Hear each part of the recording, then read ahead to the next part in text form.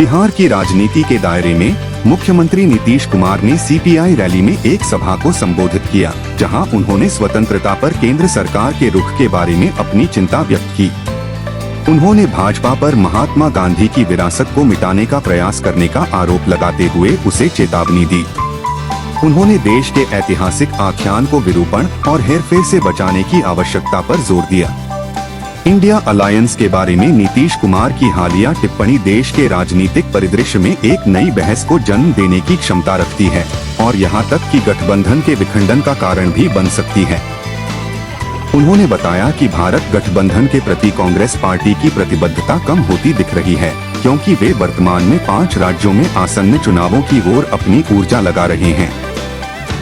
नीतीश कुमार ने संसद सदस्य के रूप में अपने समय को याद करते हुए इस बात पर प्रकाश डाला कि जब वे संसद में बोलते थे तो उनके बयान अखबारों के पहले पन्ने की शोभा बढ़ाते थे। उन्होंने बिहार के राजनीतिक परिदृश्य की सामूहिक प्रकृति को भी रेखांकित किया, जिसमें 6 पार्टियां शामिल हैं। सीपीआई रैली में अपने संबोधन के दौरान मुख्यमंत्री नीतीश कुमार ने जब केंद्र सरकार की स्वतंत्रता के सिद्धांत के प्रति उदासीनता की निंदा की तो उन्होंने शब्दों में कोई कमी नहीं की। उन्होंने भाजपा के सदस्यों पर भारत के इतिहास में महान व्यक्तित्व महात्मा गांधी की स्मृति को कम करने के लिए ठोस प्रयास करने का आरोप लगाया।